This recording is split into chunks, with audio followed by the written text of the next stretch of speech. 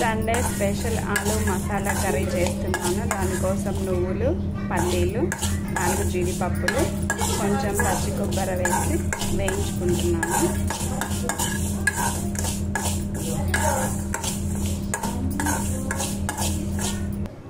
ఇవన్నీ బాగా ఫ్రై అయిపోయిన తర్వాత వీటన్నిటిని మిక్సీ పట్టేసుకుందాం. చల్లారిన తర్వాత అన్నీ బాగా ఫ్రై అయిపోయాయి.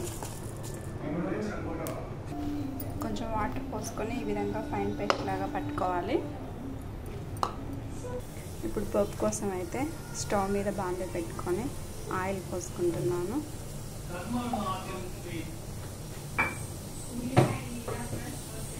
ఇప్పుడు పోపు కోసం పచ్చిశనగపప్పు, ఆవాలు, మినప్పప్పు, ఇంకా జీలకర్ర వేసి బాగా ఫ్రై చేసుకోవాలి.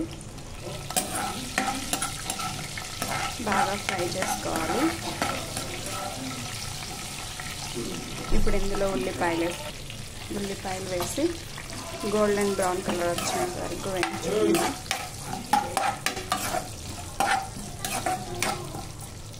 ఇప్పుడు ఇందులో అల్లం వెల్లుల్లి పేస్ట్ వేసుకుందాం. అల్లం వెల్లుల్లి పేస్ట్ నేను ఇంట్లోనే ప్రిపేర్ చేశానండి. ఇందులో కొంచెం పసుపు వేసాను, అందుకే పచ్చగా ఉంది, చాలా కలర్ఫుల్గా ఉంది. ఇప్పుడు అల్లం వెల్లుల్లి పేస్ట్ బయట కొనాలంటే చాలా భయం వేస్తుందండి, అందుకే నేను ఇంట్లోనే ప్రిపేర్ చేసుకున్నాను. ఇలా అడుగంటకుండా కలుపుకుంటూ ఉండాలి. ఇప్పుడు ఇందులో కట్ చేసి పెట్టుకున్న పచ్చిమిర్చి వేసుకొని బాగా ఫ్రై చేసుకోవాలి. ఇప్పుడు ఇందులో కొంచెం కరివేపాకు వేసుకొని బాగా ఫ్రై చేసుకోవాలి. ఇప్పుడు ఇందులో మనం ముందుగా మిక్సీ పట్టి పెట్టుకున్న పేస్ట్ అయితే వేసుకోవాలి. జీడిపప్పు, పల్లీలు, పచ్చి కొబ్బరి వేసుకొని పేస్ట్ చేసుకున్నాను కదా, ఈ పేస్ట్ అయితే ఇందులో వేసుకోవాలి. ఇందులో కొంచెం వాటర్ పోసుకొని మొత్తం కలిపేసుకోవాలి.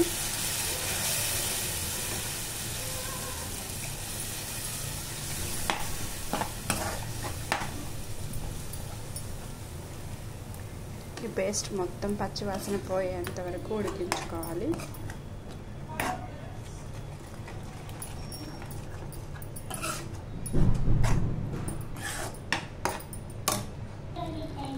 ఈ పేస్ట్ ఫ్రై అయ్యేలోపు పులావ్ చేసేసుకుందాం.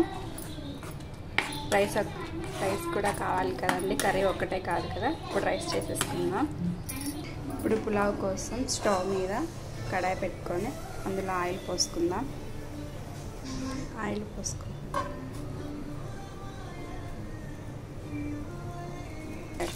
ఇందులో ముందుగా కట్ చేసి పెట్టుకున్న పచ్చిమిర్చి, ఆనియన్ వేసుకుందాం.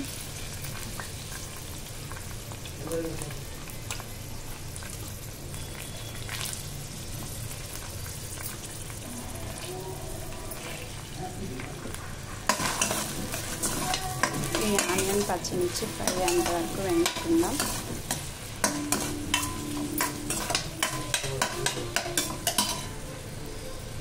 ఉల్లిపాయలు ఫ్రై అయ్యేలోపు కర్రీ కోసం చేసుకున్న మసాలాలో ఉప్పు, పసుపు, కారం వేసుకుందాం. పసుపు, స్పైస్కి తగ్గట్టు కారం, అలాగే ఉప్పు వేసుకొని అంతా కలిసేలా కలుపుకుందాం.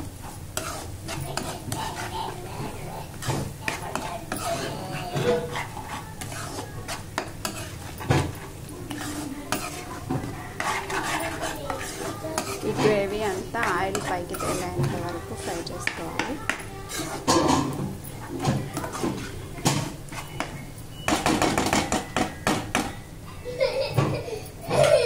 కోసం పెట్టుకున్న ఉల్లిపాయ, పచ్చిమిర్చి కూడా ఫ్రై అయిపోయింది.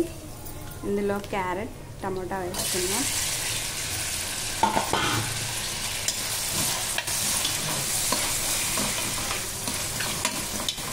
ఇందులో కాస్త ఉప్పు. ఈ విధంగా ఆయిల్ పైకి వచ్చేంత వరకు గ్రేవీని అయితే ఉడికించుకున్నాను. ఇందులో ముందుగా ఉడికించి పెట్టుకున్న బంగాళదుంపలు అయితే వేసేసుకుంటున్నాను. వేసేసుకొని ఈ గ్రేవీ మొత్తం బంగాళదుంపలకి పట్టేలా కలుపుకోవాలి.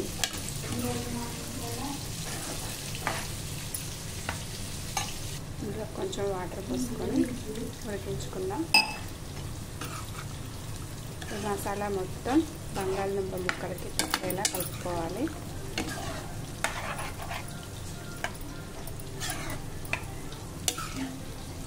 మూత పెట్టుకొని 5 నిమిషాలు ఉడికించుకుందాం. ఈలోపు క్యారెట్ టమాటా కూడా మగ్గుతుంది. ఇందులో ఫ్రోజన్ బఠానీ వేసుకుందాం. వేసుకొని ఒక 2 మినిట్స్ ఉడికించుకుందాం. ఇప్పుడు ఇందులో కొంచెం అల్లం వెల్లుల్లి పేస్ట్, ఎందుకంటే కర్రీలో వేసాను కాబట్టి ఇందులో కొంచెమే వేసుకున్నాను. మొత్తం కలిసేలా కలుపుకొని ఇంకో 2 మినిట్స్ ఉడికించుకోవాలి. కర్రీ అయితే ఆల్మోస్ట్ రెడీ అయిపోయింది. ఇందులో మసాలా వేసుకుందాం.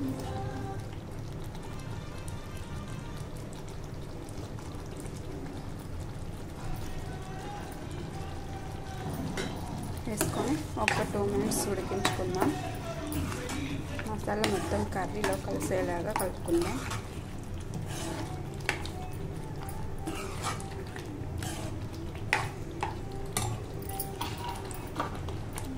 అలాగే ఇందులో ముందుగా కట్ చేసి పెట్టుకున్న కొత్తిమీర వేసుకొని కర్రీ మొత్తం బాగా కలుపుకోవాలి.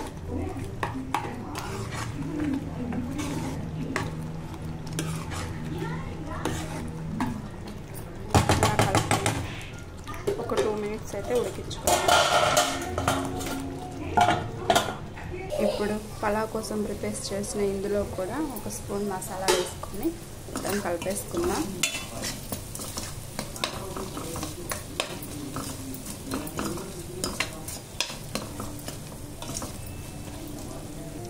ఇప్పుడు ఇందులో ముందుగా నానబెట్టుకున్న రైస్ వేసుకుందాం.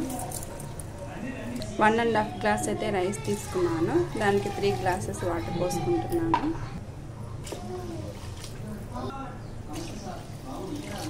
మూత పెట్టుకొని హై ఫ్లేమ్లో ఒక 5 మినిట్స్ ఉడికించుకుందాం. ఇప్పుడు కర్రీ చూద్దాం. కర్రీ కూడా రెడీ అయిపోయింది.